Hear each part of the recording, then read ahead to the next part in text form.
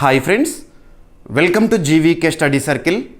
ఈ వీడియోలో జూన్ 4, 2026కి సంబంధించి వార్తలు నిలిచిన జాతీయ, అంతర్జాతీయ, రాష్ట్రీయ అంశాల గురించి, వార్తలు నిలిచిన వ్యక్తులు, అవార్డులు, పుస్తకాలు, మరి క్రీడా సంబంధిత సమాచారం ఒక్కొక్క అంశాన్ని వివరంగా తెలుసుకుందాం. అంతకంటే ముందుగా నిన్నటి డైలీ కరెంట్ అఫైర్స్ వీడియోలో అడిగిన ప్రశ్నకి వివరణతో కూడిన సమాధానాన్ని చూద్దాము. సో క్వశ్చన్ వచ్చేసి, ఇటీవల వార్తలు నిలిచిన జాతీయ స్థాయిలో ఒక ప్రోత్సాహక కార్యక్రమం పైన ప్రశ్నని అడగడం జరిగింది. ఆల్రెడీ మన డైలీ కరెంట్ అఫైర్స్ వీడియోలో డిస్కస్ చేసిన టాపిక్ని ప్రశ్నగా ఇచ్చాను. ప్రశ్నని మరొకసారి చూడండి. ఇటీవల వార్తలు నిలిచిన ఖేత్ బచావో అభియాన్ లక్ష్యం ఏంటి? ఇది ఏ మంత్రిత్వ శాఖ లేదా ఏ మంత్రిత్వ శాఖల పరిధిలో అమలవుతోంది? ఇక్కడ అబ్జర్వ్ చేస్తే ఫస్ట్ లక్ష్యం ఏంటో చూద్దాము.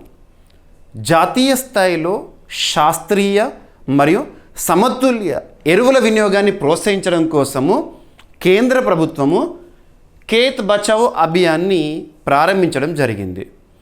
జూన్ 1 నుంచి జూన్ 1, 2026 నుంచి జూన్ 30th వరకు ఈ ప్రోత్సాహక కార్యక్రమం అనేది అమల్లో ఉంటుంది. రైతులకు అవగాహన కల్పిస్తూ ఉంటారు. రసాయన ఎరువుల వినియోగాన్ని తగ్గించడం పైన వాళ్ళకు ప్రత్యేకంగా అవగాహన కల్పిస్తారు రైతులకి. ఇందుకోసము గ్రామ పంచాయతీలు, కృషి విజ్ఞాన్ కేంద్రాస్ మరియు Indian council of agricultural research పరిధిలోని సెంటర్స్ ఏవైతే ఉంటాయో ఈ అమలు బాధ్యతను చూసుకుంటాయి. ఓకేనా? సో ఇక టైం ఫ్రేమ్ గుర్తుపెట్టుకోండి. జూన్ 1, 2026 నుంచి జూన్ 30th, 2026 వరకు. మరి ఏ మంత్రిత్వ శాఖ లేదా ఏ మంత్రిత్వ శాఖల పరిధిలో అంటే ministry of agriculture and farmers welfare, ministry of agriculture అని గుర్తుంచుకోండి. మరియు మినిస్ట్రీ ఆఫ్ రూరల్ డెవలప్మెంట్, గ్రామీణాభివృద్ధి వ్యవహారాల మంత్రిత్వ శాఖ. ప్రస్తుతం కన్సర్న్ మినిస్టర్గా ఎవరున్నారు? శివరాజ్ సింగ్ చౌహాన్ గారు ఉన్నారు. శివరాజ్ సింగ్ చౌహాన్ గారు గుర్తుపెట్టుకోండి. ఖేత్ బచావో అభియాన్ లక్ష్యం వచ్చేసి జాతీయ స్థాయిలో శాస్త్రీయ మరియు సమతుల్య ఎరువుల వినియోగాన్ని ప్రోత్సహించడము, బ్యాలెన్స్డ్ ఫర్టిలైజర్ యూజ్ని ప్రోత్సహించడము. ఓకేనా? మరి ఏదైనా ఒక పథకం గురించి కానీ పాలసీ గురించి కానీ చూస్తున్నప్పుడు నోడల్ మినిస్ట్రీ ఏంటి, అమలు చేసే మంత్రిత్వ శాఖ ఏంటో ఖచ్చితంగా గుర్తుపెట్టుకోవాలి. మంత్రిత్వ శాఖలు ఇక్కడ రెండు, ministry of agriculture and farmers welfare మరియు మినిస్ట్రీ ఆఫ్ రూరల్ డెవలప్మెంట్. ప్రస్తుతం కన్సర్న్ మినిస్టర్గా శివరాజ్ సింగ్ చౌహాన్ గారు. అమలు చేసే సంస్థలు ఏంటి అంటే గ్రామ పంచాయతీస్ కానివ్వండి, కృషి విజ్ఞాన్ కేంద్రాస్ కానివ్వండి, ఐకార్, భారతదేశంలో వ్యవసాయ రంగంలో పనిచేస్తున్న అత్యున్నత సంస్థ ICAR, Indian council of agricultural research, వారి పరిధిలోని సెంటర్స్ ఉంటాయి కదా, ఈ కార్యక్రమాన్ని అమలు చేస్తారు. ఓకేనా? థీమ్ ఏంటని కూడా ఎగ్జామినేషన్లో అడుగుతారు. ఫస్ట్ చూడండి. So balanced fertiliser use, soil testing, natural farming, water conservation, scientific agricultural methods పట్ల ప్రోత్సాహం అనేది ప్రభుత్వం ఇస్తుంది రైతులకి. ఓకేనా? సో ఈ కార్యక్రమం ఖేత్ బచావో అభియాన్ కార్యక్రమం యొక్క థీమ్ ఏంటి అంటారు? Less fertiliser, right fertiliser, right advice అనేది థీమ్. ఏదైనా ఒక కార్యక్రమం గురించి థీమ్ని మనం చూస్తున్నామంటే ఆ థీమ్ ఏ లాంగ్వేజ్లో ఉంటే అదే లాంగ్వేజ్లో గుర్తుపెట్టుకోవాలి. ఓకేనా?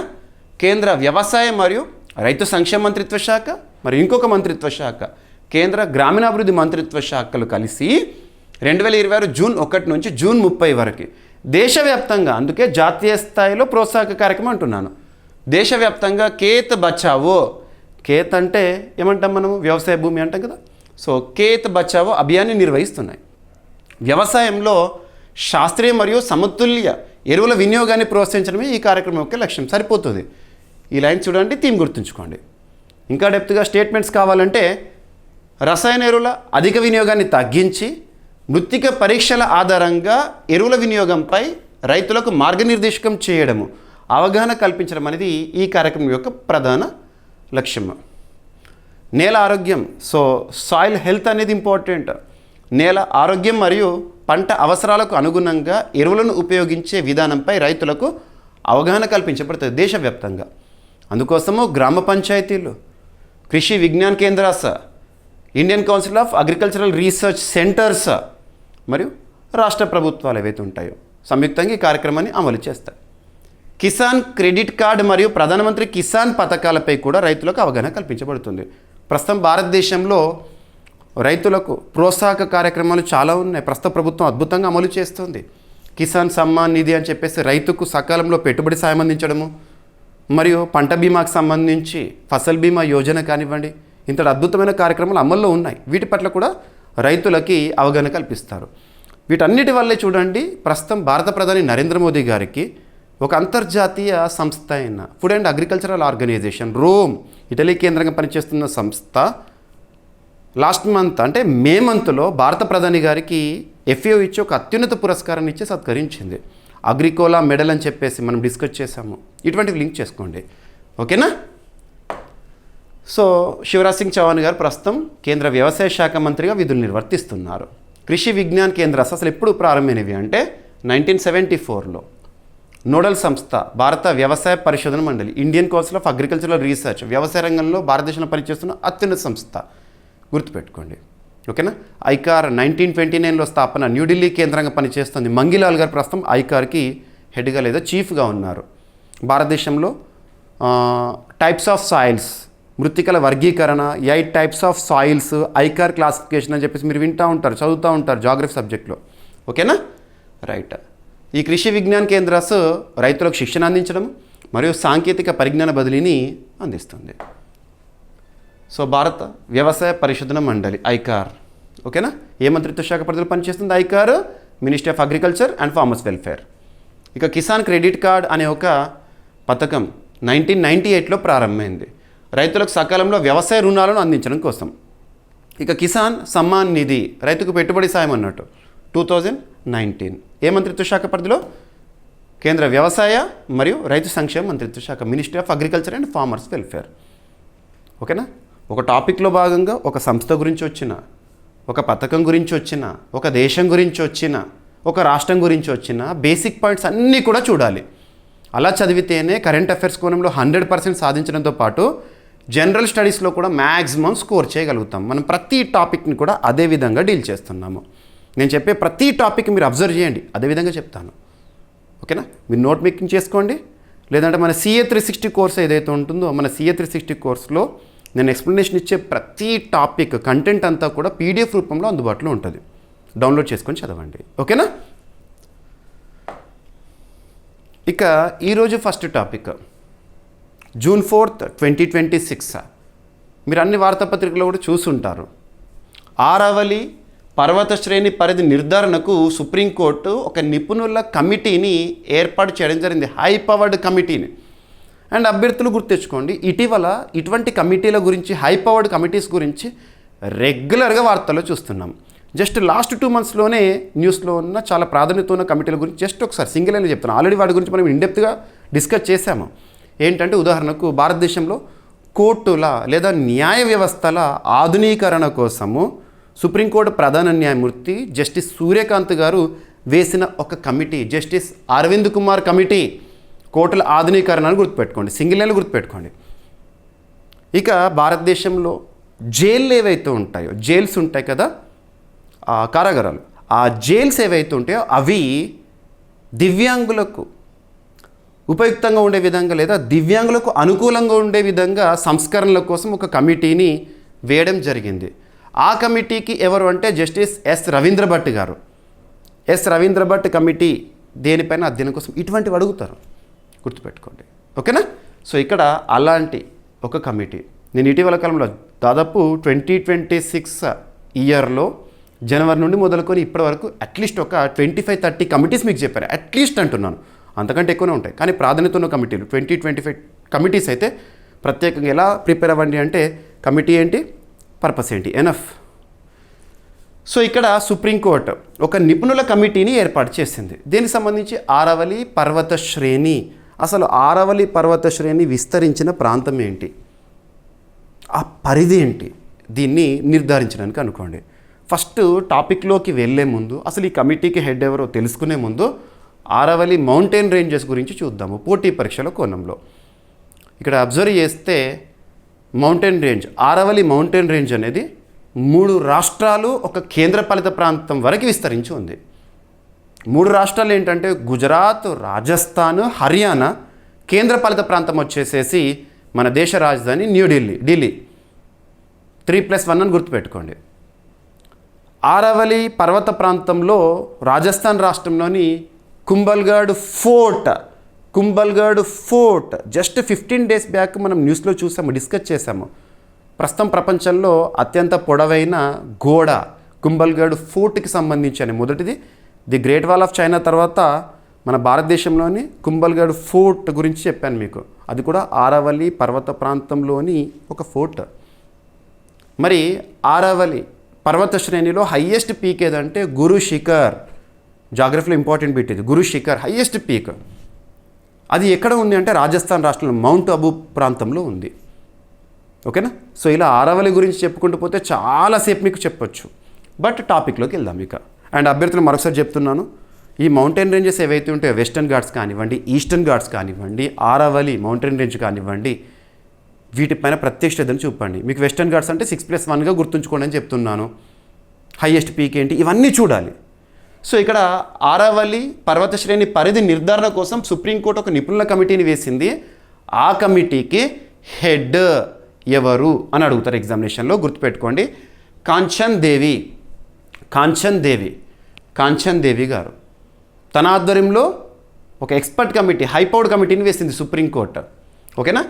ఆ కమిటీ రిపోర్ట్ని ఆగస్టు 31, 2026 లోపు సబ్మిట్ చేయాలంట. ఆరావళి మౌంటైన్ రేంజ్ ఏదైతే ఉందో, పర్వత శ్రేణి ఏదైతే ఉందో దాని పరిధిని నిర్ణయించడం వీళ్ళు. ఓకేనా. మరి కాంచన్ దేవి గారు ఎవరంటే ప్రస్తుతం తను డైరెక్టర్ జనరల్గా విధులు నిర్వర్తిస్తున్నారు. ఏ సంస్థకి సంబంధించి అంటే Indian council of forestry research and education, గుర్తుపెట్టుకోండి. ఓకేనా. సో వివరాల్లోకి వెళ్దాము. ఆరావళి పర్వత శ్రేణి నిర్వచనం మరియు భౌగోళిక పరిధిపై ఉన్న అస్పష్టతలు ఏవైతే ఉంటాయో వాటిని తొలగించేందుకు సుప్రీంకోర్టు ఒక హైపవర్డ్ కమిటీని, ఉన్నత స్థాయి నిపుణుల కమిటీని ఏర్పాటు చేసింది. జూన్ 2026 గుర్తుంచుకోండి. ఈ కమిటీ 2026 ఆగస్టు 31 లోపు, అంటే ఈ కమిటీకి దాదాపు 3 నెలల సమయం ఇచ్చారు. జూన్, జూలై, ఆగస్టు 31 అంటే. ఓకేనా. నివేదికను సమర్పించాలని సుప్రీంకోర్టు ఆదేశించింది. ఢిల్లీ నుంచి గుజరాత్ వరకు విస్తరించిన ఆరావళి పర్వత శ్రేణి హద్దుల విషయంలో ఉన్న భిన్నాభిప్రాయాలు, లేదు ఆరావళి పర్వత ప్రాంతం ఇక్కడి వరకే ఉంది, ఇక్కడ వరకు ఉంది, లేదు ఇక్కడ కాదు అని చెప్పేసి చాలా భిన్నాభిప్రాయాలు ఉన్నాయి. ఆరావళి మౌంటైన్ రేంజ్ సంబంధించిన ఆ పరిధిని ఖచ్చితంగా ఇప్పుడు నిర్ణయిస్తారు అన్నట్టుక. ఓకేనా. కమిటీకి Indian council of forestry research and education director general Kanchan Devi గారు అధ్యక్షత వహిస్తారు. కాంచన్ దేవి కమిటీ దేనిపైన అధ్యయనం కోసం, కీవర్డ్ గుర్తుంచుకోండి, ఆరావళి పర్వత శ్రేణి. ఎనఫ్. ఓకేనా. ఇక సభ్యుల విషయం మరింత డెప్త్గా అడిగే అవకాశం ఉందనుకోండి. సభ్యుల పేర్ల పైన కూడా అడుగుతారు. మీకు ఏ కమిటీ గురించి చెప్పినా కూడా సభ్యుల పేర్ల గురించి చెప్తున్నాను. ఓకేనా. సో సభ్యులు, ఈ కమిటీలో సభ్యులు డాక్టర్ సుభాష్ అశుతోష్, తను మాజీ director general forest survey of India. Doctor Rajendra Kumar Sharma, మాజీ director geological survey of India. Brij Mohan Singh Rathod, మాజీ సంయుక్త కార్యదర్శి పర్యావరణ మంత్రిత్వ శాఖ, minister of environment, forest, climate change. Concern minister ఎవరు ప్రస్తుతం? భూపేంద్ర యాదవ్ గారు. ప్రొఫెసర్ అశోక్ కే భట్నాగర్, ఢిల్లీ విశ్వవిద్యాలయం చెందిన వ్యక్తి. ఓకేనా. సో ప్రత్యేక ఆహ్వానితులు ఈ కమిటీకి సంబంధించి ఎవరు అంటే ప్రొఫెసర్ జగదీష్ కృష్ణస్వామి, తను Indian institute for human settlements, Bengaluru. ఓకేనా. Professor Laxmikant Sharma, central university of Haryana. Aravalli పర్వత శ్రేణి పర్యావరణ, భౌగోళిక, అటవీపరమైన సరిహద్దులను శాస్త్రీయంగా నిర్ధారించడం అనేది ఈ కమిటీ యొక్క ప్రధాన ఉద్దేశం. అందుకోసం ఈ కమిటీని వేశారు. ఓకేనా. కమిటీ హెడ్ పేరైతే తప్పనిసరిగా గుర్తుపెట్టుకోండి. ఇక ఆరావళి పర్వత శ్రేణి యొక్క ప్రత్యేకతలు ఏంటంటే, ప్రపంచంలోని అత్యంత ప్రాచీన మడత పర్వత శ్రేణుల్లో ఒకటి ఫోల్డ్ మౌంటైన్స్. ఢిల్లీ, హర్యానా, రాజస్థాన్, గుజరాత్ రాష్ట్రాల్లో విస్తరించి ఉంది. ఇందులో కేంద్రపాలిత ప్రాంతం మిగతాయి రాష్ట్రాలు. ఆరావళి మౌంటైన్ రేంజ్లో హయ్యెస్ట్ పీక్ ఏది అంటే గురు శిఖర్, మౌంట్ అబూ, రాజస్థాన్లో ఉంది. ఇక ఈ కమిటీకి హెడ్ ఏ సంస్థకి సంబంధించి డైరెక్టర్ జనరల్ విధులు నిర్వర్తిస్తున్నారన్నాను? Indian council of forestry research and education అన్నాను కదా, ఆ సంస్థ యొక్క బేసిక్ పాయింట్స్. ఈ సంస్థ 1986లో స్థాపన. ప్రధాన కార్యాలయం ఉత్తరాఖండ్లోని డెహ్రాడూన్. ఏ మంత్రిత్వ శాఖ పరిధిలో అంటే ministry of environment, forest, climate change. ఏదైనా ఒక సంస్థ గురించి చూస్తున్నప్పుడు అది ఏ మంత్రిత్వ శాఖ పరిధిలో పనిచేస్తుంది, ఈ పాయింట్ చూడాలి ఖచ్చితంగా. మీకు ప్రతి పాయింట్ ఇస్తున్నాను నేను. ఇక ఫారెస్ట్ సర్వే ఆఫ్ ఇండియా 1981 ఇయర్లో స్థాపన, ప్రధాన కార్యాలయం డెహ్రాడూన్. ఓకేనా. Next geological survey of India స్థాపన 1851, ప్రధాన కార్యాలయం కోల్కతా, మినిస్ట్రీ ఆఫ్ మైన్స్ పరిధిలో పనిచేస్తుంది. గనుల శాఖ మంత్రి అని ప్రస్తుతం జి కిషన్ రెడ్డి గారు. ఓకేనా. మరి ఎందుకు ఈ సంస్థల గురించి చెప్పానంటే సభ్యుల్లో ఒకరేమో ఫారెస్ట్ సర్వే ఆఫ్ ఇండియా నుండి ఉన్నారు, ఒకరేమో జియోలాజికల్ సర్వే ఆఫ్ ఇండియా నుండి ఉన్నారు, కాబట్టి ఈ పాయింట్ చెప్పడం జరిగింది. ఓకేనా. ఇక నెక్స్ట్ వైభవ్ సూర్యవంశీ రానున్న రోజుల్లో సువర్ణాక్షరాలతో లిఖించదగిన పేరు వైభవ్ సూర్యవంశీ. తన వైభవాన్ని మనం వినబోతున్నాము. మీకు రీసెంట్గా IPL 19th ఎడిషన్ గురించి స్పెషల్గా చెప్పాను. మన CA 360 కోర్సులో స్పెషల్ వీడియో అందించాను. IPL 19th ఎడిషన్ 2026 IPL విజేత రాయల్ ఛాలెంజర్స్ బెంగళూరు అని చెప్పేసేసి. ఓకేనా. అక్కడ ఈ టోర్నీ మొత్తంలో కూడా హైలైట్ గెలిచిన జట్టు కాదు, 15 ఏళ్ళ కుర్రాడు అబ్బాయి వైభవ్ సూర్యవంశీ, బీహార్ రాష్ట్రానికి చెందిన వ్యక్తి. క్రికెట్ ప్రపంచమే ఆశ్చర్యపోతోంది తనను చూసి, తన ఆట ప్రదర్శనను చూసి, తన బ్యాట్ స్పీడ్ని చూసి. అసలు ఇంత చిన్నతనంలో 15 ఇయర్స్ ఏజ్లోనే ఇంత అసాధారణ ప్రతిభ ఎలా ఉంది తనకి? తను ఒత్తిడిని ఎలా అధిగమిస్తున్నాడు? అంత కొన్ని కోట్లాది మంది ప్రజలు చూస్తున్న, అభిమానులు చూస్తున్న మ్యాచ్లో అంత అవలీలగా ఎలా ఆడుతున్నాడు? ఈరోజు మిస్టర్ డిపెండబుల్గా ఎలా అవుతున్నాడు? ఇవన్నీ కూడా వాస్తవం చాలా ఆశ్చర్యం వేస్తుంది. అటువంటి వైభవ్ సూర్యవంశీని ఉదాహరణగా తీసుకొని యువ ప్రతిభా వికాసం ప్రత్యేక ఒక స్టడీ చేయబోతోంది. ఎవరు అంటే ఇండోర్లో ఉన్న, అంటే ఇండోర్ అంటే మధ్యప్రదేశ్ రాష్ట్రంలోని ఇండియన్ ఇన్స్టిట్యూట్ ఆఫ్ మేనేజ్మెంట్ వారు వైభవ్ సూర్యవంశీపై ప్రత్యేక అధ్యయనం చేస్తారు, తనని స్టడీ చేస్తారంట. ఓకేనా, గుర్తుపెట్టుకోండి. వైభవ్ సూర్యవంశీ అనే 15 ఏళ్ళ యువ క్రికెటర్ ప్రతిభను ఉదాహరణగా తీసుకొని Indian institute of management Indore యువ ప్రతిభా వికాసంపై అధ్యయనం చేయనుందంట. యువ ప్రతిభా వికాసం 2026 జూన్ 3న ఈ అధ్యయనాన్ని ప్రకటించింది. చిన్న వయసులోనే అసాధారణ ప్రతిభ ఎలా అభివృద్ధి చెందుతుంది? అసలు కొంతమందిలో మాత్రమే ఇంతటి టాలెంట్ ఎలా ఉంటుంది? అటువంటివి దీర్ఘకాలిక విజయానికి దోహదపడే అంశాలు ఏంటి అనే విషయాలు పరిశీలిస్తుందంట. ఐఎమ్ ఇందోర్ డైరెక్టర్గా ఉన్న హిమాన్షు రాయ్ వైభవ్ సూర్యవంశీని ప్రత్యేక ప్రతిభకు ఉదాహరణగా పేర్కొన్నారు. ఎస్, అతిశయోక్తి లేనే లేదు. తన ఆటని చూసిన ఎవరైనా కూడా ఒప్పుకోవాల్సిందే. ఓకేనా. ఈ పరిశోధన 2 వారాల్లో ప్రారంభమై 3 నెలల్లో పూర్తి కానుందంట. ఏం లేదు, ఈ అధ్యయనం చేయనున్న ఇన్స్టిట్యూట్ ఏంటి, ఎవరి ఆధ్వర్యంలో అధ్యయనం జరుగుతుంది గుర్తుపెట్టుకోండి. Director Himanshu, IM Indore director. Enough. ఎవరిపైన అధ్యయనము? నాయకత్వం, ప్రవర్తన శాస్త్రాలు, మనోవిజ్ఞానం మరియు మేనేజ్మెంట్ రంగాల అధ్యాపకులు ఈ పరిశోధన బృందంలో భాగమవుతారంట. క్రీడలు మరియు ఇతర రంగాల్లో యువ ప్రతిభను గుర్తించి అభివృద్ధి చేయడానికి అవసరమైన అంశాలపై ఈ అధ్యయనం కీలక సమాచారాన్ని అందించనుంది. ఎనఫ్. ఓకేనా. Indian institute of management Indore 1996లో స్థాపన. ఇందోర్ మధ్యప్రదేశ్ కేంద్రంగా పనిచేస్తోంది. రైట్. మేనేజ్మెంట్ విద్యా సంస్థల్లో ఒకటి ప్రముఖమైనది. ఓకేనా. టాపిక్లో భాగంగా ఒక సంస్థ గురించి వచ్చినా, ఒక రాష్ట్రం గురించి వచ్చినా, ఒక దేశం గురించి వచ్చినా తప్పనిసరిగా బేసిక్ పాయింట్స్ చూడాలి. మీకు ప్రతి టాపిక్ని అలాగే నేను చెప్తున్నాను. ఇక నెక్స్ట్ రక్షణ రంగానికి సంబంధించి అభ్యర్థులకు మరొకసారి చెప్తున్నాను, ఒక కాషన్ అనుకోండి, హెచ్చరిక అనుకోండి.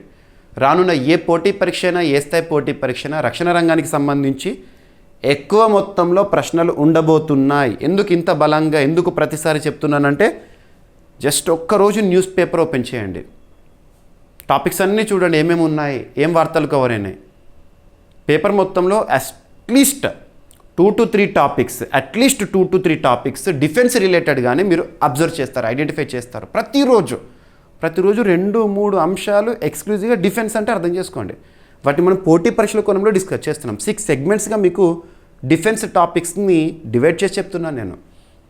వార్తలో నిలిచిన విన్యాసాలు, వార్తలో నిలిచిన రక్షణ రంగ నివేదికలు అంతర్జాతీయ స్థాయిలో, రక్షణ రంగ దిగుమతులు, రక్షణ రంగ ఒప్పందాలు, డిఫెన్స్ అక్విజిషన్ కౌన్సిల్ వేటికి ఆమోదముద్ర వేసింది, మరి భారతదేశంలో రక్షణ రంగ ఉత్పత్తులు, ఇలా చెప్తున్నాను 6 సెగ్మెంట్స్. అందులో ఒకటి రక్షణ రంగ దిగుమతులు. మన రక్షణ రంగ అవసరాలు తీర్చుకోవడంలో భాగంగా వివిధ దేశాలపైన మనం ఆధారపడుతున్నాము.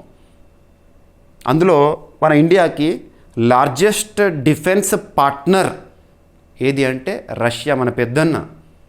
అక్కడి నుండి దిగుమతి చేసుకుంటే మీకు ఏకే రైఫిల్స్ గురించి తెలుసు.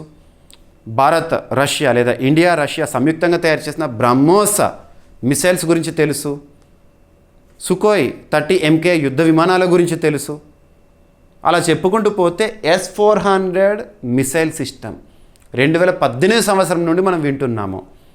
2018 సంవత్సరంలో భారత్ రష్యా రెండు దేశాల మధ్య S-400 డీల్ అనేది జరిగింది. S-400 missile system. ఇది మిసైల్ని లాంచ్ చేసేది కాదు, శత్రు దేశాల నుంచి వచ్చే యుద్ధ విమానాలు కానివ్వండి, అన్మాన్డ్ ఎయిర్ వెహికల్స్ డ్రోన్స్ కానివ్వండి, వాటిని ఐడెంటిఫై చేసేసేసి వాటిని గాల్లోనే పేల్చిపారేస్తుంది. అంతటి అధునాతనమైన అద్భుతం. మీకు చెప్పాలంటే లాస్ట్ ఇయర్ 2025 మే మంత్లో మనం ఆపరేషన్ సింధూర్ని చూసాము. ఆ సమయంలో మన సరిహద్దు వెంట అద్భుతమైన పనితీరు ప్రదర్శించింది S-400. భారత ప్రభుత్వం ఎందుకు S-400 తీసుకుంది అని చెప్పేసి ఆ రోజుల్లో అనుకున్నాం మనం, 1 year బ్యాక్ ఎగ్జాక్ట్లీ. ఇప్పుడు భారత్కి చేరుకున్న మరొక S-400 మిసైల్ సిస్టమ్. ఓకేనా, దీన్ని సైన్యంలో మోహరింపు చేస్తారు ఇక బార్డర్ ఏరియాలో. ఓకేనా, ముఖ్యంగా ఇండియా పాకిస్తాన్ బార్డర్లో. రష్యా నుంచి భారత్కి S-400 గగనతల రక్షణ వ్యవస్థ 4వ స్క్వాడ్రన్ అందజేత. S-400 ఏం చేస్తుందంటే, ఉదాహరణకు ఒక ప్రాంతంలో దీన్ని ఒక ప్రాంతంలో పెట్టారనుకోండి, వితిన్ 400 కిలోమీటర్స్ ఆ రేడియస్లో ఏది ఎంటర్ అయినా కూడా పేల్చిపారేస్తాయి సింపుల్గా, శత్రు దేశాలకు సంబంధించి కానివ్వండి అటువంటివి. సో రష్యా నుంచి S-400 ట్రంప్ గగనతల రక్షణ క్షిపణి వ్యవస్థకు చెందిన 4వ స్క్వాడ్రన్ భారత్కి చేరుకుంది. ఇది భారత గగనతల భద్రతను మరింత బలోపేతం చేయనుందని నిపుణులు పేర్కొంటున్నారు.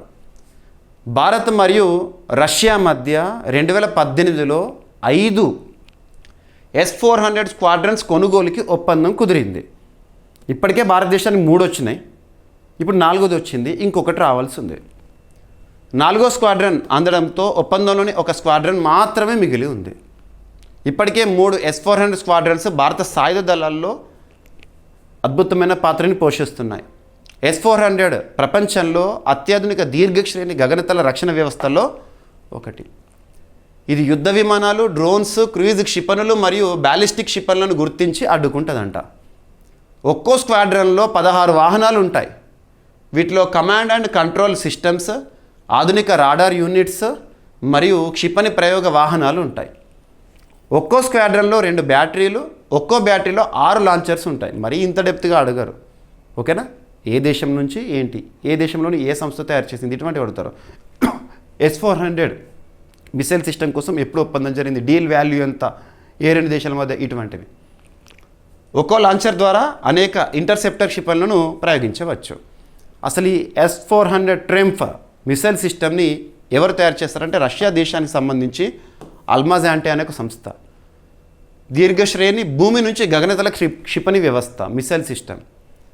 NATO, North Atlantic Treaty Organisation ఈ S-400ని ఏమని పిలుస్తుందంటే SA-21 గ్రోలర్. ఓకేనా, 400 కిలోమీటర్ల పరిధి సుమారు.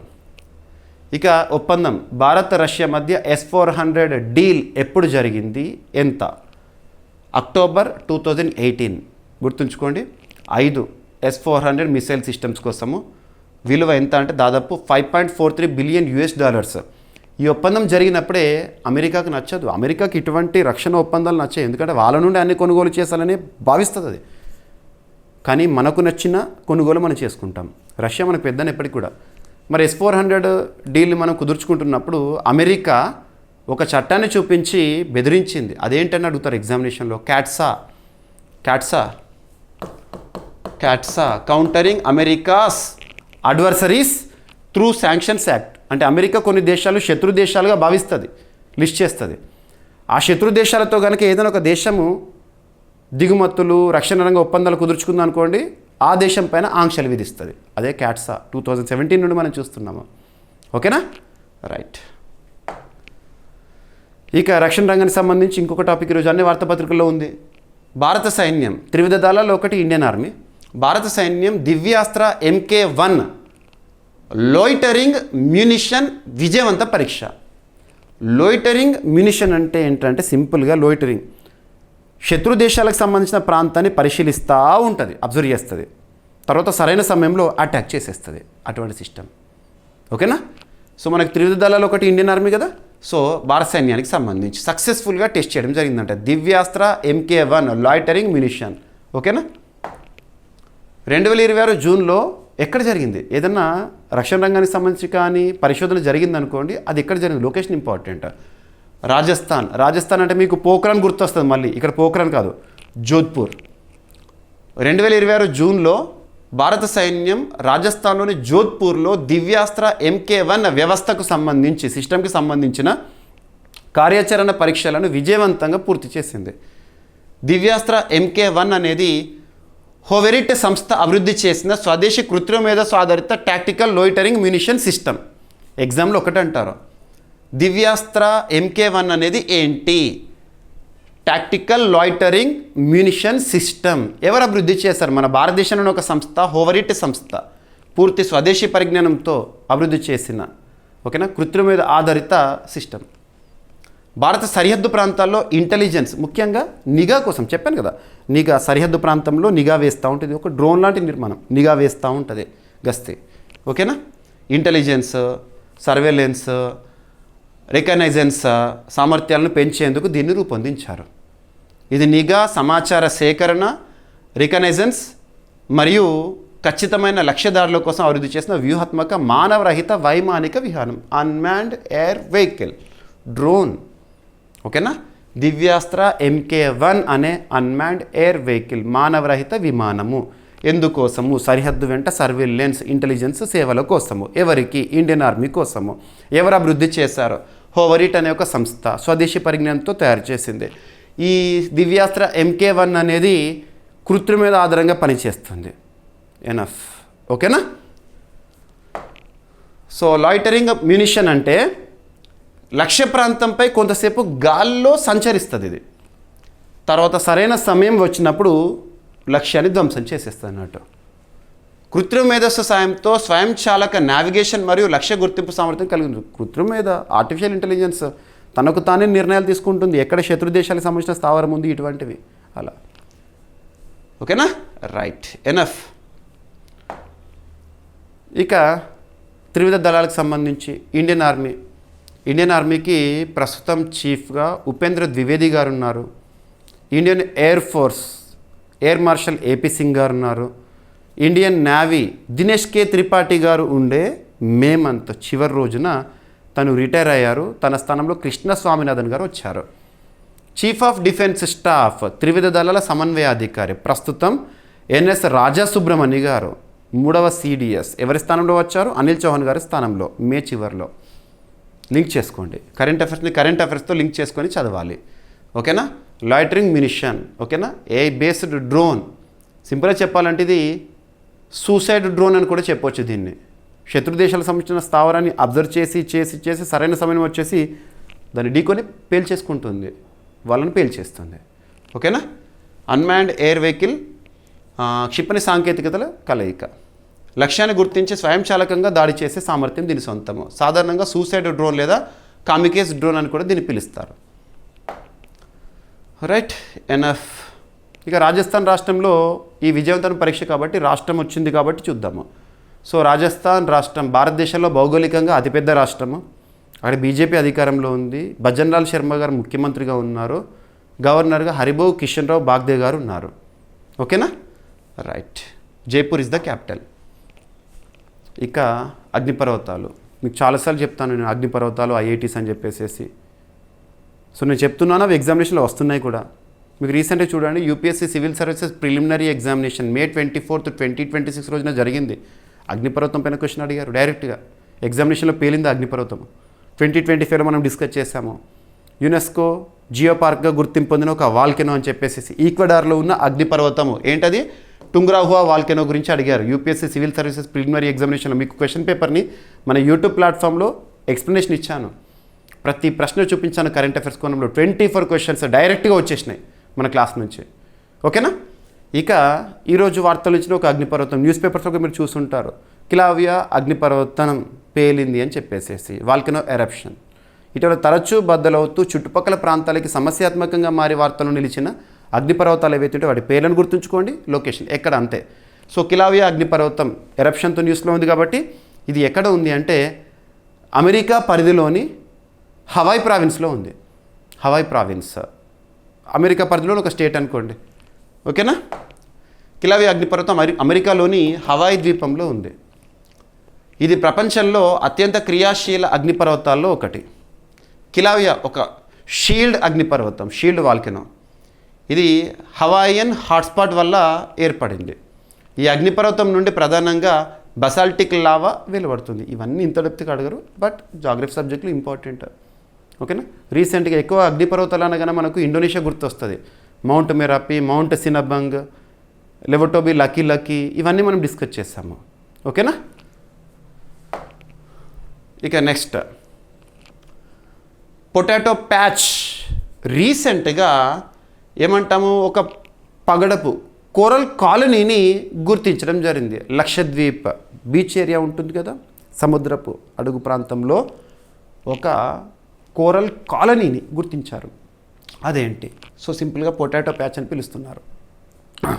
మన భారతదేశంలో సముద్ర సరిహద్దు ఉన్న కేంద్రపాలిత ప్రాంతాలు 4: లక్షద్వీప్, అండమాన్ నికోబార్, పుదుచ్చేరి, దయ్యూ దమన్, దాద్రా నగర్ హవేలీ. గుర్తుంచుకోండి, ఓకేనా.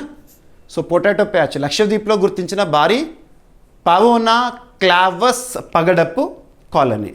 కోరల్, కాల్షియం కార్బేట్ కోరల్స్, ఇవన్నీ కూడా మీకు చాలాసార్లు చెప్పాను ఎలా ఏర్పడతాయి. ఇవన్నీ కూడా లైఫ్ ఉండేవి కోరల్స్. సముద్ర శాస్త్రవేత్తలు లక్షద్వీప్లోని కద్మత్ ద్వీపం సమీపంలో పావోనా క్లావస్ పొటాటో ప్యాచ్ అనే భారీ పగడపు కాలనీ గుర్తించారు. ఎగ్జామ్లో డైరెక్ట్ అడుగుతారు. లొకేషన్ ఎనఫ్, వార్తలు నిలిచిన ప్రాంతాలు, లొకేషన్ పేరు చూడండి ఎక్కడ ఎనఫ్. సో ఇక్కడ లక్షద్వీప్లోని, లక్షద్వీప్ అంటే group of islands. Group of islands మనం జాగ్రఫీ సబ్జెక్ట్లో ఆర్కిపెలాగో లేదా ఆర్చిపెలాగో అంటాం. ఒక్కొక్క దీవి మధ్యలో వాటర్ ఉంటుంది కదా. సో అలా కద్మత్ ఐలాండ్లో ఆ సమీపంలో పావోనా క్లావస్ అనే భారీ పగడపు కాలనీని గుర్తించారు. ఈ పగడపు నిర్మాణం సుమారు 4250 చదరపు మీటర్ల విస్తీర్ణంలో వ్యాపించి ఉందంట. ఇది పావోనా క్లావస్ అనే జాతికి చెందిన గట్టి పగడపు కాలనీ. బంగాళదుంపల మాదిరిగా కనిపించే స్తంభాకార నిర్మాణాల కారణంగా దీన్ని పొటాటో ప్యాచ్ అంటారు. Potato patch. సో ఇదే ఇక్కడ కనిపించేది, బంగాళదుంపల్లాగా కనబడతాయి డైరెక్ట్గా, ఓకేనా. ఈ కాలనీ భారతదేశంలోని ఏకైక అటోల్ ద్వీప సమూహమైన లక్షద్వీప్లోని కద్మత్ ద్వీపం ఆగ్నేయ తీర జలాల్లో ఉంది. లక్షద్వీప్ గుర్తుంచుకోండి, ఇంకా గుర్తుంటే కనుక కద్మత్ ఐలాండ్ గుర్తుంచుకోండి. పగడపు పాలిప్స్ శతాబ్దాల పాటు కాల్షియం కార్బోనేట్ నిక్షేపణ ద్వారా ఈ నిర్మాణాన్ని రూపొందించినాయి. రైట్, సరిపోతుంది. ప్రాథమిక అంచనాల ప్రకారం ఈ కాలనీ వయస్సు వచ్చేసి 700 నుంచి 1800 సంవత్సరాల మధ్య ఉండొచ్చని అంటున్నారు, ఓకేనా. కోరల్ పాలిప్స్ అంటే నైజీరియా వర్గానికి చెందిన సూక్ష్మ సముద్ర జీవులు ఏర్పాటు చేస్తాయి.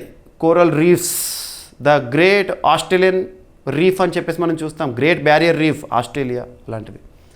So coral reef calcium carbonate ద్వారా పగడపు దిబ్బలను నిర్మిస్తాయి. లక్షద్వీప్ రాజధాని వచ్చేసేసి కవరత్తి. భారతదేశంలో ఏకైక పగడపు అటోల్ ద్వీప సమూహము, ఓకేనా. అరేబియా సముద్ర ప్రాంతంలో ఉంటుంది. ప్రఫుల్ కోడా పటేల్ గారు లెఫ్టినెంట్ గవర్నరు, ఓకేనా. గతంలో సేవ్ లక్షద్వీప్ అనే ఒక ఉద్యమాన్ని కూడా మనం చూసాము. ఎన్వైర్మెంటల్ మూమెంట్స్లో మనం డిస్కస్ చేసాం అది, ఓకేనా. పగడపు దిబ్బలు సముద్రపు వర్షారణ్యాలుగా ప్రసిద్ధి. ప్రపంచ సముద్ర జీవ వైవిధ్యంలో సుమారు 25%కి ఆశ్రయం కల్పిస్తాయి, ఓకేనా. స్క్లెరోక్రోనాలజీ పగడాలు మరియు గవ్వల పెరుగుదల నమూనాలను అధ్యయనం చేసే ఒక శాస్త్రము.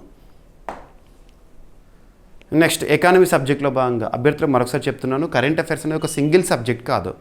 మనం జనరల్ స్టడీస్లో భాగంగా ఒక్కొక్క సబ్జెక్ట్ని నేర్చుకుంటాం కదా. ఆయా సబ్జెక్ట్ వైజ్గా వస్తున్న updated information, geography, history, polity, economy, S N T, environment and etcetera, అలా కరెంట్ అఫైర్స్ మనం 20 సెగ్మెంట్స్గా డిస్కస్ చేస్తున్నాం. ఒక్క మాటలో చెప్పాలంటే through current affairs we are learning entire general studies. So RBI వార్షిక నివేదిక 2025-2026 దాదాపు 4 రోజుల కింద డిస్కస్ చేశాము. లాస్ట్ క్లాస్లో కూడా డిస్కస్ చేసాం మనము. కిల్ స్విచ్, ఆర్బీఐ రీసెంట్గా వార్షిక నివేదికలో కిల్ స్విచ్ అనే ఒక అంశాన్ని ప్రతిపాదించింది. ఏదైనా సైబర్ నేరాలకు మనం గురైనప్పుడు ఆ కిల్ స్విచ్ అనేది డైరెక్ట్గా మన అకౌంట్స్ కానివ్వండి, ఖాతాలు ఏవైతే వాటన్నిటిని కూడా బ్లాక్ చేయడం అన్నట్టు ఇటువంటివి ఆల్రెడీ మనం డిస్కస్ చేసాము ఆర్బీఐ వార్షిక నివేదిక గురించి. మరొకసారి కొన్ని points. RBI reserve bank of India భారతదేశంలో బ్యాంకులకే bank, apex bank, supreme bank, regulatory bank. Banking వ్యవస్థ నిర్వహిస్తుంది, నియంత్రిస్తుంది ఆర్బీఐ. 1935 ముంబై కేంద్రంగా పనిచేస్తుంది. సంజయ్ మల్హోత్రా గారు ప్రస్తుతం ఆర్బీఐ గవర్నర్గా ఉన్నారు. ఆర్బీఐ ఎవ్రీ ఇయర్ కూడా వార్షిక నివేదికను ప్రభుత్వానికి సబ్మిట్ చేస్తుంది. ఏ చట్టంలోని ఏ సెక్షన్ ఆధారంగా అంటారు చెప్తాను నేను, ఓకేనా. ఆర్బీఐ వార్షిక నివేదిక 2025-26 బ్యాలెన్స్ షీట్ వచ్చేసేసి 91.97 lakh crore రూపీస్కి పెరిగిందంట. లాస్ట్ ఒక 10 days బ్యాక్ మనం ఒక టాపిక్ డిస్కస్ చేసాము, గడిచిన ఆర్థిక సంవత్సరం. ఎకానమీలో మనము ఆర్థిక సంవత్సరం అనే పదాన్ని ఎక్కువగా యూజ్ చేస్తాం.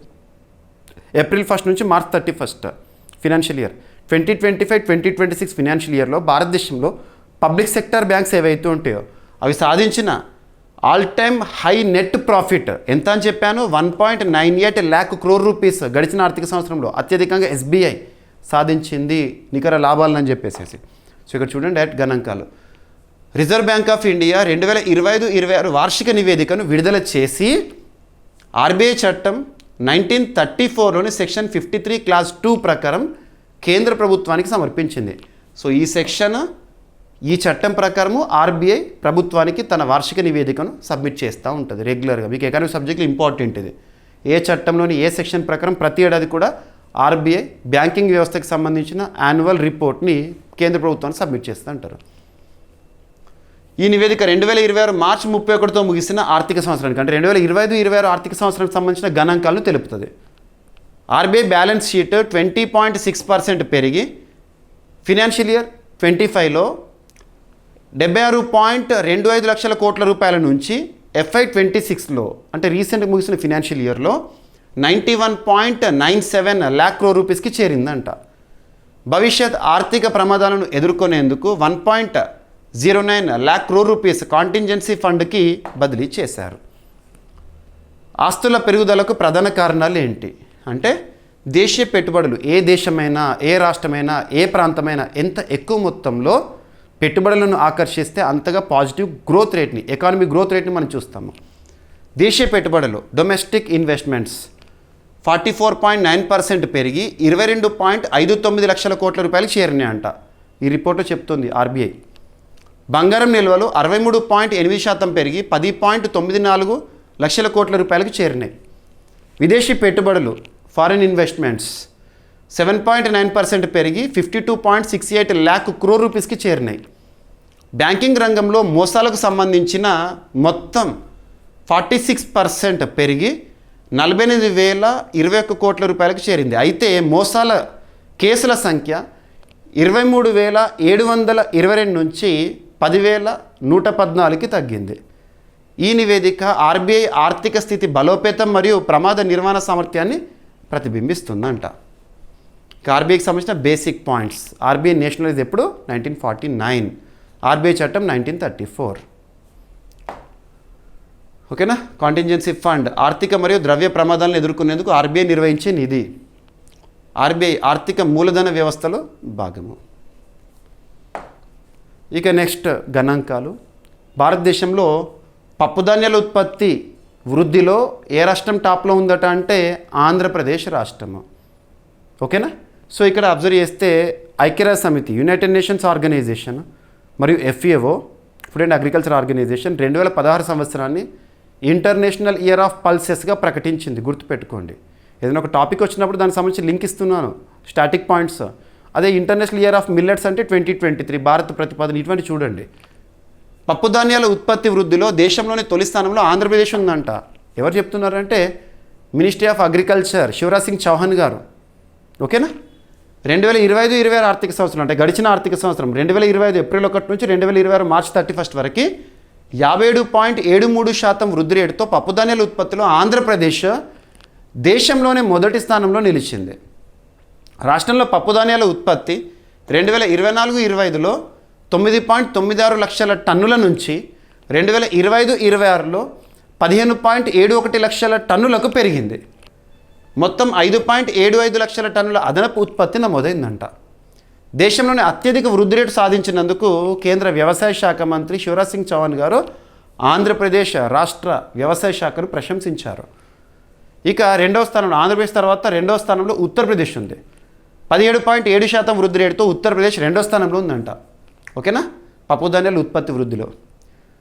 రాష్ట్రంలో పప్పు ధాన్యాల సాగు విస్తీర్ణం 2024-25లో 28.45 లక్షల ఎకరాల నుంచి 2025-26లో 34.70 లక్షల ఎకరాలకు పెరిగింది. పెసర పంట పప్పు ధాన్యాల ఉత్పత్తిలో అత్యధిక వాటాన్ని సాధించింది పెసలు.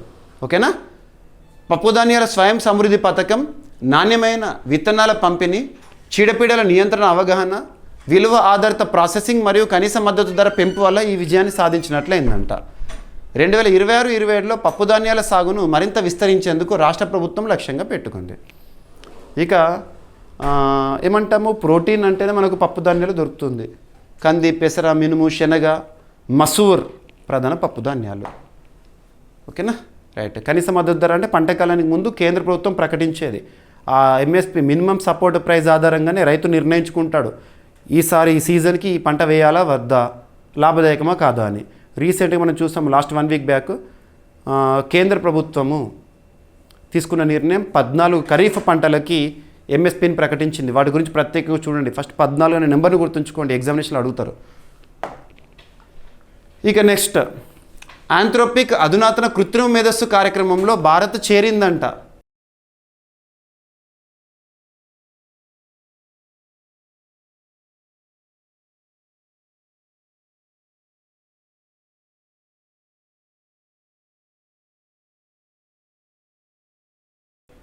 ఇక ఈరోజు ప్రశ్న, కేంద్ర ప్రభుత్వం చేపట్టిన సిటీ ఎకనామిక్ రీజియన్ పథకానికి దక్షిణ భారతదేశం నుంచి ఎంపికైన ఏకైక నగరం ఏది? ఈ పథకం యొక్క ప్రధాన లక్ష్యం ఏది? ఆల్రెడీ మన డైలీ కరెంట్ అఫైర్స్ వీడియోలో డిస్కస్ చేసిన టాపిక్నే ప్రశ్నగా ఇచ్చాను. ఓకేనా, ఇక ఈరోజు టాపిక్స్ని క్విక్ రివిజన్ చేస్తే, నిన్నటి డైలీ కరెంట్ అఫైర్స్ వీడియోలో అడిగిన ప్రశ్నకి కంప్లీట్ ఎక్స్ప్లెనేషన్ ఇచ్చాను. ఆరవల్లి పర్వత శ్రేణి పరిధి నిర్ధారణ కోసం సుప్రీంకోర్టు ఒక నిపుణుల కమిటీని ఏర్పాటు చేసింది. High powered committee on Aravalli hill range ఎవరి అధ్యక్షతన అంటే కంచన్ దేవి గారి అధ్యక్షతన. యువ ప్రతిభా వికాసం వైభవ్ సూర్యవంశీ పైన అధ్యయనం చేయనుందంట Indian institute of management Indore. అసాధారణ ప్రతిభ కలిగిన వ్యక్తిపై అధ్యయనం. రష్యా నుంచి భారత్కి S-400 గగనతల రక్షణ క్షిపణి వ్యవస్థ 4వ స్క్వాడ్రన్ అందజేత. భారత సైన్యం దివ్యాస్త్ర MK1 లాయిటరింగ్ మ్యూనిషన్ని విజయవంతంగా పరీక్షించింది. సో AI బేస్డ్, AI ఆధారంగా పనిచేసే ఒక సూసైడ్ డ్రోన్ అని చెప్పొచ్చు. ప్రత్యేకతలు ఏంటి, ఎవరు తయారు చేశారు, ఇదంతా కూడా గుర్తుపెట్టుకోవాలి. ఓకేనా, ఇక కిలావియా అగ్నిపర్వతం తరచూ బద్దలవుతూ చుట్టుపక్కల ప్రాంతాలకి సమస్యాత్మకంగా మారి వార్తల్లోకి వచ్చింది. ఎక్కడ ఉంది అంటే అమెరికా పరిధిలోని ఒక రాష్ట్రం హవాయిలో. ఓకేనా, ఇక పొటాటో ప్యాచ్ లక్షద్వీప్లో గుర్తించిన భారీ పావోనా క్లావస్ పగడపు colony, coral colony. Direct places in న్యూస్గా గుర్తుపెట్టుకోండి. ఓకేనా, RBI వార్షిక నివేదిక 2025-26 గణాంకాలు ఏంటి, ఎవరు రిలీజ్ చేస్తారు, ఎవరికి సబ్మిట్ చేస్తారు, ఏ చట్టంలోని ఏ సెక్షన్ ఆధారంగా సబ్మిట్ చేసింది RBI ప్రభుత్వానికి. పప్పు ధాన్యాల ఉత్పత్తి వృద్ధిలో దేశంలోనే తొలి స్థానంలో ఆంధ్రప్రదేశ్. ఆల్రెడీ మనం డిస్కస్ చేస్తాం, మళ్ళీ ఈరోజు డిస్కస్ చేయడం జరిగింది. ఆంథ్రోపిక్ అధునాతన కృత్రిమ మేధస్సు కార్యక్రమంలో భారత్ చేరిక, దీని యొక్క ప్రత్యేకతలు ఏంటి? ఐక్యరాజ్య సమితి సర్వప్రతినిధి సభ అధ్యక్షుడిగా బంగ్లాదేశ్ విదేశాంగ మంత్రి ఖలీలుర్ రెహమాన్ గారు ఎన్నికయ్యారు. ఎవరిపైన? సైప్రస్ దేశానికి చెందిన వ్యక్తి పేరు గుర్తుంచుకోండి. 81వ సర్వప్రతినిధి సభ. భూసేకరణ సమస్యలకు పరిష్కారంగా ల్యాండ్ పూలింగ్ విధానం. ప్రత్యేకతలు ఏంటి? రాజస్థాన్ రాష్ట్రం దీన్ని అమలులోకి తీసుకొచ్చింది. అస్సాం మ్యూగా పట్టు పరిశ్రమ అభివృద్ధికి మిషన్ సెనెట్ జోరీ.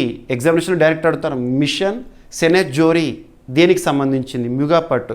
ఈ మ్యూగా పట్టు ఏ రాష్ట్రానికి మాత్రమే పరిమితం? అస్సాం రాష్ట్రానికి సంబంధించి మాత్రమే. ఆ పట్టునిచ్చే పురుగు పేరేంటి, సైంటిఫిక్ నేమ్ ఏంటి, ఇవన్నీ కూడా గుర్తుపెట్టుకోండి. ఎవరెవరు అమలు చేస్తున్నారు ఈ మిషన్ని? అండర్-17 ఆసియా రెజ్లింగ్ ఛాంపియన్షిప్ 2026లో భారత మహిళల జట్టుకి 10 పతకాలు. రావడం జరిగింది. ఏపీ రాష్ట్ర న్యాయ సేవాధికార సంస్థ AP state legal services authority కార్యనిర్వాహక అధ్యక్షుడిగా ఏపీ హైకోర్టులో second senior most judge justice Ravinath Tilhari గారిని నియమించడం జరిగింది రాష్ట్ర గవర్నర్ గారు. ఇక ప్రశ్న, కేంద్ర ప్రభుత్వం చేపట్టిన సిటీ ఎకనామిక్ రీజన్ పథకానికి దక్షిణ భారతదేశం నుంచి ఎంపికైన ఏకైక నగరం ఏది? ఈ పథకం యొక్క ప్రధాన లక్ష్యం ఏంటి? ఎన్ని నగరాలు ఎంపికైనవి, వాటి పేరు కూడా. ఓకేనా? సో ఇవి ఫ్రెండ్స్ ఈరోజు వార్తల్లో ఉన్న అంశాలు. ఏమైనా మిస్లెనియస్ టాపిక్స్ ఉన్నాయనుకోండి, నో నీడ్ టు వర్రీ. నేను మీకు ఇచ్చే డైలీ పీడిఎఫ్ ఏదైతే ఉంటుందో అందులో చూడండి. అండ్ ఇంకొకటి ఏంటంటే ప్రతిరోజు మీకు క్లాస్ ఇస్తున్నాను. ఎక్స్ప్లెనేషన్ విన్న తర్వాత పీడిఎఫ్ మన CA 360 కోర్సులో తెలుగు మీడియం అభ్యర్థుల కోసం తెలుగులో ఇస్తున్నాను, ఇంగ్లీష్ మీడియం అభ్యర్థుల కోసం ఇంగ్లీష్లో ఇస్తున్నాను. తప్పనిసరిగా డౌన్లోడ్ చేసుకొని చదవండి. ఓకేనా? మిస్లెనియస్ టాపిక్స్ ఏమైనా ఉంటే రేపటి క్లాస్లో జోడించి డిస్కస్ చేద్దాం. రేపు మళ్ళీ కలుద్దాం. Thank you.